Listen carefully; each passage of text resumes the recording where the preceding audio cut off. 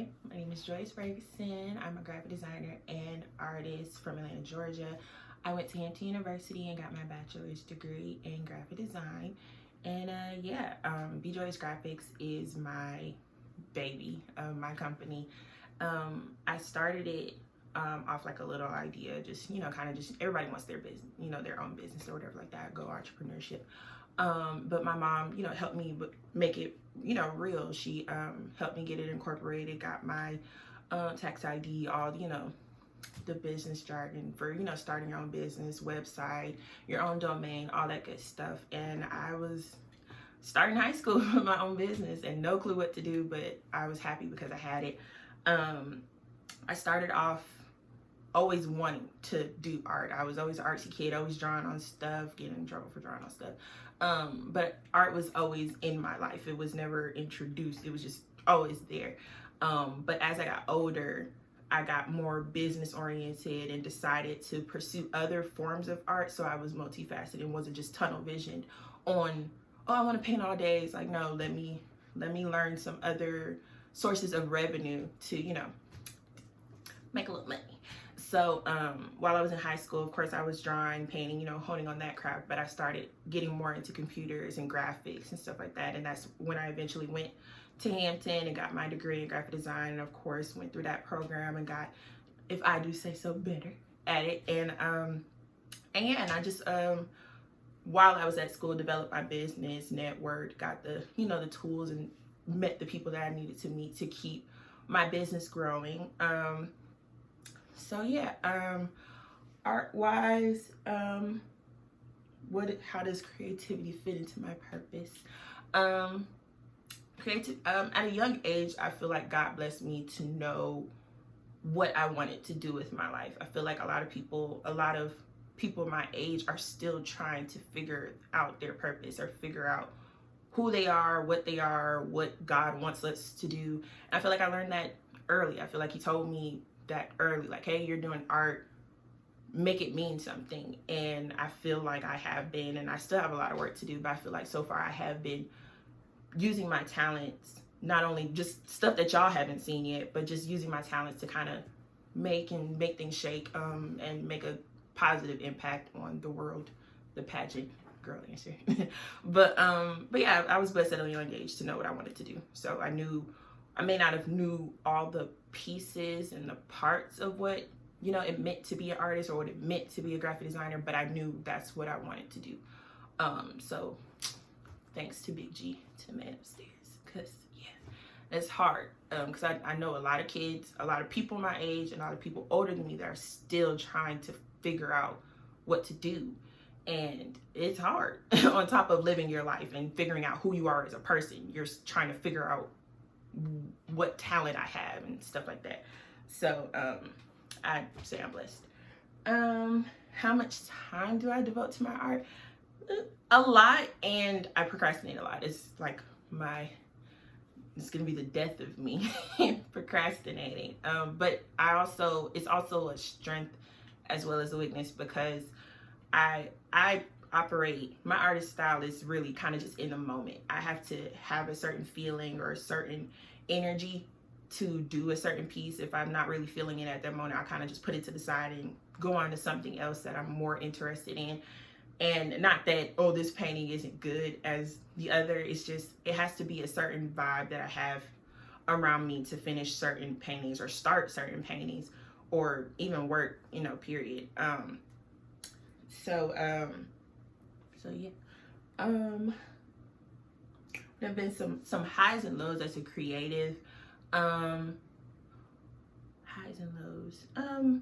Well, I guess I can start with lows. I'll start with the bad first. Lows as a creative is trying to stay true to yourself. It's very hard to stay true to yourself as a creative in a world where everybody wants you to do what they want you to do. And me being a graphic designer and an artist, I experience both all the time. Like literally I could be working on someone's logo and I can tell them, hey, what do you want? Oh, I don't know, just do it. So you just want me to just do whatever, then I do whatever. They don't like it. It's people. But we're living constantly in a world where everybody just wants you to just pick things up, do it, and just surprise me and then they don't like it when you surprise them.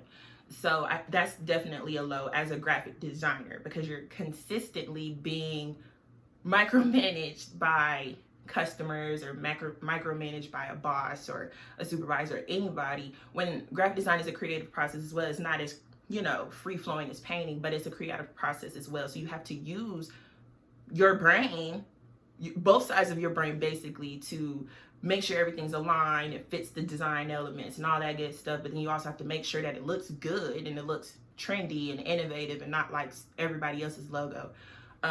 So when you have to deal with that going on in your head on top of someone who doesn't know what they want, or they know what they want, they don't know how to articulate and aren't really being as helpful to articulate it, and you're trying to help them articulate and not really being as helpful, that's definitely a problem that I don't experience as much now, because I've figured out the learning curve behind it a little bit. I got a little more organized, and I kind of try and teach my clients how to work with me, because everybody has their own learning style, everybody has their own language. So I feel like if you communicate enough with that person, they won't step on your toes and you won't step on their toes, and you know, you still will have a client by the end of the design process. And then sometimes people just don't listen, and it's just like, hey, all money and good money. So that's a low.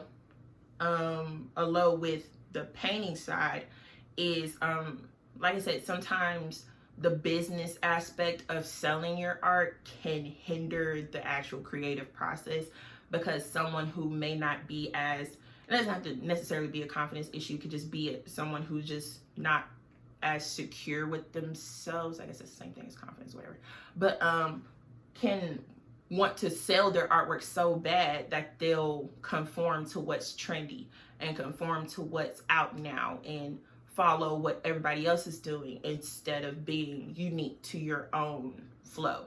And I struggled with that at first. It wasn't long, it was very short because I realized this is art.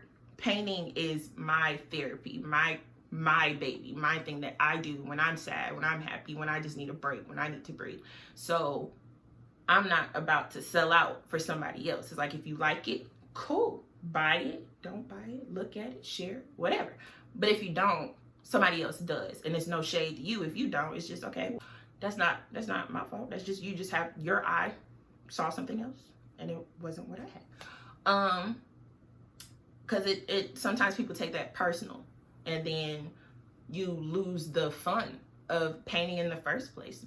So that's definitely a low that I've experienced before, but I don't really dwell on it now. It's like, if it comes, it just take your little 2-second pity party and keep the heck moving, because you got other art to make, you got other business moves to make. You don't have time to sit around and dwell on the fact that someone does, one person, 2 people, a handful of people don't like something. Trust me, there are people who see your work, bookmark it, share it, and you don't even know it, have it saved on their phone as a screensaver. You just don't know. It's just, social media has gotten us to the point to where if someone doesn't like my picture, that means that they don't like it. No. Business pages show how many people look at your artwork or look at your stuff or listen to your music. It shows how many people listen to it, even if they didn't like it. So it just shows there's a lot of people capping out here because of, you know, likes and, you know, all the just all that stuff. It's just, trust the process and just keep it moving, because at the end of the day, people aren't really as comfortable with themselves, like I said before. So if you got clout, if you like them, you like them, cool. If you don't, you don't, whatever. Just don't miss out on gems chasing clout or chasing followers or chasing, oh, this person's bigger than this other person, so I'm gonna like their artwork even though I don't like it because it's popular. No, like what you do, what you want to do. This is your life. You gonna be in a coffin by yourself, so stop following what other people say. It's you. So yeah, it's a low. A high. Well, a high personally for me as a creative, as an artist, when I had my art show in August, that was an extreme high, a very big and monumental step in my career as an artist. I did Brunch and Brushes because I wanted to give back to the art, you know, the art community, what they gave me. I just started doing art shows when I graduated in 2017. And I was just like, wow, like I've been asleep. Like, why haven't I been doing, you know, art shows as much? I was very particular about who saw my artwork and where was shown. I didn't even have it on social media because it was just really personal to me. And not that it was a deep painting or something. It was just really personal to me. Like this one right here. It took me a minute to post that one because that was like my first painting that I actually took myself serious with my artwork. And I was just like, okay, like, all right. I got over it because I'm like, look, people need to see this. They need to see this greatness. They need to see it.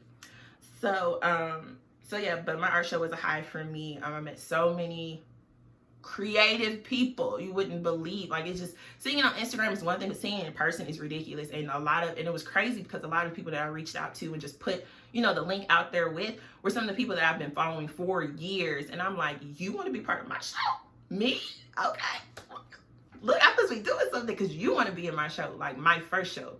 So it was really cool. Shout out to everybody who did my show. Like, I love guys. You will always go down in history as the best. So yeah, that was a high for me. And I guess a high as a creative is just based off of what you have set for yourself. There's no set goal for creatives. I feel like you shouldn't set a goal based off someone else's creativity. It's whatever you deem successful. So if somebody ever asks me, do I feel like I'm successful? Yeah. I mean, I have a lot of work to do in the future, but do I feel so far in my art career? Because I'm very hard on myself. I'm my worst critic ever. Nobody can criticize me worse than I can. I feel like so far I've done pretty good, but I can be doing better. There's a lot of projects that I have sitting in front of me that should have been out like last year that aren't done yet, but you know, I trust the process and, you know, procrastination, but you know, it's room to, I might learn something new in the next month that I might not have known a month or two ago that will help the project that I'm working on, that I'm procrastinating on, you know, be better. So, but just don't procrastinate as much as I do. What else? But yeah, like I said, Be Joyous Graphics is the graphic side of me. My art, I don't have a name for it. It's just my name, just Joyous, whatever, like that, like the word Joyous, just that. So yeah, that's my my thing. What advice I have for other creatives, like I said before, just be 100% true to yourself. It's hard enough as a young adult trying to figure out life, post-grad or not post-grad. It's hard enough. So cut yourself some slack on some things. If you have a blog, a website, a clothing line, if you're a musician, a producer, just anything, just cut yourself a little bit of slack when it comes to being true to yourself. If somebody doesn't like it, somebody else will. Don't get caught up in the numbers. Don't get caught up in who's smiling and who isn't. Because if you like it, who cares? Because there's a bunch of stuff that's out now that everybody like that ain't that good. And, you know, not knocking anybody else's work, but, you know, in certain standards and certain hoods, it may not be as acceptable as others. But, yeah, just be yourself, mostly. I guess that's my key thing. Be yourself. Don't get caught up in the hype with everybody else, because there's people who are hyped up that ain't as good as you are. And always know that you're good, but you could be better. So now some people are too confident in themselves and don't grow. Always be in a constant state of motion. Celebrate yourself. So like my show, I celebrated my show. I was happy. I did have a little creative rut the month after. So September was my little creative rut where I didn't really know. I had a lot of stuff to do, but I didn't really know what to do next. I didn't want to lose the momentum for my shows. Everybody was talking about it, people sending me pictures, all this good stuff, and I didn't want to lose the momentum of the show, but I needed to take a break because I was running on fumes. So I needed to take a break, but then I also needed to give myself a break, you know, mentally, emotionally, to say, hey, you just did something. You basically put a show together in like 2 months, less than 2 months. So relax, like it's cool. Show pictures, show, you know, your other artists love, and then you can get back to work. But, you know, enjoy yourself, but then don't just, you know, dwell on that one thing. Oh, I did my show, so I'm done for the year. No. What's next? So yeah, trying to see what else. What inspires my work? Did I talk about that already? No. Oh, what inspires my work? I don't really, how do I phrase this? I don't really have like it's not a conventional source. I kind of, it's me. So it's not like oh, I'm inspired by the African diaspora. No, it's just whatever I want. So over here you see the flowers and stuff, is because I wanted it. See over here is kind of like extraterrestrial spaces because I wanted it. You see bottles because I wanted it. Everything I do is what I want. Now that's what commissions are for. So if you want me to paint a butterfly, I may not want to paint a butterfly, but if you want me to, you can go ahead, hop in my DMs. I'll paint you a butterfly. But it's first and foremost what I want, what I feel. My artist process, I don't really have like I have to sit with candles around me and all that stuff. It's just kind of like I daydream a lot. So literally I don't sketch. What you see on the canvas is when I first drew it, that's it. That is one and done. There's no sketches of it 3 million times. Not knocking the people who do it, because I really should be doing it. But when you see it on the canvas, that was one and done. Of course, touching stuff up, but that was the first time I've done it, because I have so many sketchbooks, but you would think they're diaries. And then like my notes, I have like millions of pages of different ideas that I don't sketch out. It's just like I can say it in my head. You would think there were song lyrics, but I can say it in my head and instantly see the finish line of the painting. I may not know, like the colors and the art, the small details, but I know, all right, this is what it's gonna be. Like for example, Rose. That's this one right here. I was doing an all-girls art show. That was like one of my first art shows I did. And I was just like, okay, dang, I got 3 paintings with girls in it, but I don't. This is when I was really building my inventory of artwork. And I was just like, dang, I don't have another painting of a girl. So I was like, okay, it'd be cool. I have a bunch of reference poses in my phones. My friends, I'd be like, stop, let me take a picture of you. And then I'd get them like off of Google and stuff. And I found one I like, which is the position that she's in right now. Then I was like, okay, I got a bunch of Afro girls. Let me throw a little slick pony in her hair. And then I was like, okay, I want to do roses. And I was like, okay, let me throw a rose bottle in there, because rose or whatever. And I always kind of do like a trippy, it always has to be something trippy or something weird in the mix. It can't just be, oh, this is a rose next to a girl in a bottle. Always got to be some kind of just something to throw people off, or something to be like, yo, like, whoa, that was okay, I didn't know. Like, I see what you did there. It's like, yeah, it can't just be just simple, just basic. And I feel like that always keeps people on their toes when they're looking at my artwork. And it keeps me on my toes too, because I'm like, okay, these are basic items. How weird can I make these look? Or how unbasic can I make these look that they all still flow together, all still have symmetry, all look cohesive together?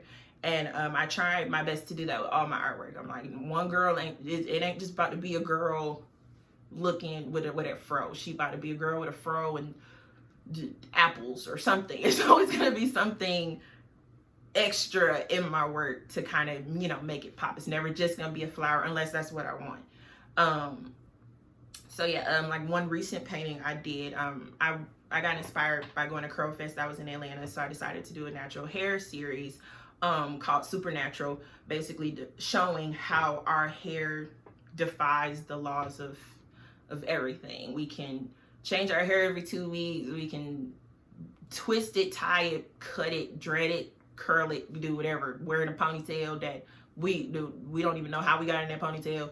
We can do whatever we want our hair, and not just females, males as well. So yeah, that series is definitely targeted towards African Americans, those with kinkier, curlier, tighter coiled hair textures. Is definitely targeted to that. So if I could say my target audience for this series, it is that. But my other pieces is just, if you like it, cool, then you're my target audience immediately once you see it. So if you walk up to see Rose, I don't have a target audience for Rose. It's just, if you walk up to it and you like it, regardless if it's a deeper meaning behind it or not, then you're instantly my target audience, because I feel like that protects me as an artist for not being so worried about everybody's opinions. Your opinion only matters when you walk straight up to it, and then as soon as you walk away, it don't matter to me no more. Not, negative, but just, it protects me, keeps me zen and together. But yeah, back to the natural hair series. With that, somebody could see it more, deeper than I did. Somebody could just walk up straight to it and just be like, oh, this was a cool painting. what made you put clouds in their hair? And I could just be like, oh, just look cool, depending on, you know, who's there. Sometimes people always don't want to hear deep stuff, even if it is a deeper meaning behind it. It could just be how I feel at that moment. So full circle, I feel like I pride myself in working very hard to stay true to myself, working on my insecurities, not only with myself, but with my art, and just talking to God about it and making sure that not only he keeps me on one accord with all the things that I'm doing down here, but that I stay on one accord with him, with the things that he wants me to do and the things that he wants me to depict in my art, or not even just in my art, just depict as a person towards other people. So yeah, creatives out there, stay vigilant, stay confident, and just don't sell out. That's anything I can stress. That's what I'm stressing. Don't sell out. Do this junk for you. Don't do it for nobody else, because the people doing it for other people ain't happy. And happiness ain't, oh, they got money in it. They could be rich. And there's a bunch of people out here who are rich and aren't happy. Yeah, they bills paid, and I need my bills paid, but I'm happy. So if I'm broke and happy, I still need to get some money, but at least I'm not selling out. And at least that's not, money is already stressful enough. Bills is already stressful enough. Being an adult is ghetto and already stressful enough. Selling out your one thing that you get to be selfish about, and the one thing that makes you you, that shouldn't be something on your plate of things to worry about. Because as I stated before, there's 3 million other things that we got to worry about. My artwork shouldn't be one of the things that I worry about. It should be the thing that, you know, I can come home and de-stress about, look at my stuff and be like, wow, I can't believe I created this. A lot of my work, I can't believe I created. Just, you know, cool stuff like that. So,